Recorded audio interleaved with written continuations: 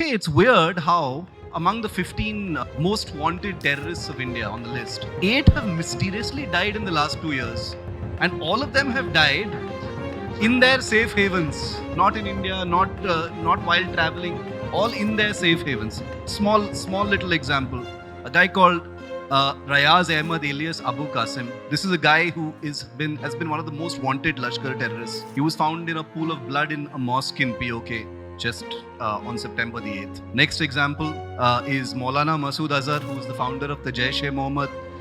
Very few know that in Peshawar, not very long ago, there was a massive blast and he escaped by the skin of his teeth. Bashir Ahmed Peer, again very recently commander of the Hizbul Mujahideen terror outfit, met with a, and I like how my colleague uses this phrase, met with a tragic end.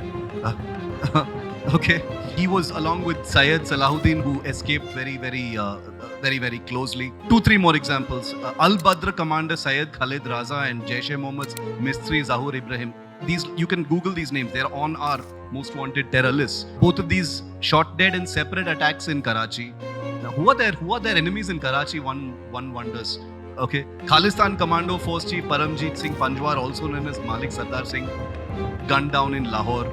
I mean, these guys have the best protection in these places. So who's killing them? I'm not going to say it, but let people wonder who is it? Is it factions? Do they have have they made enemies between terror groups? Is it somebody from outside? Who knows? Lal Mohammed, suspected ISI operative involved in counterfeit Indian currency, which is a huge element of Pakistani terror against India, economic terror against India, found shot dead on the outskirts of Kathmandu. He's in Kathmandu doing something, shot dead over there.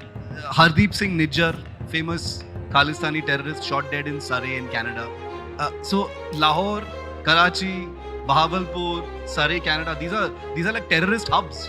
These are places where you can't find a place where terrorists can be safer.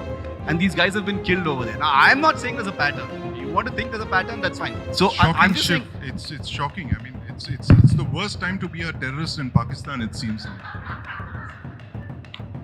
Safety of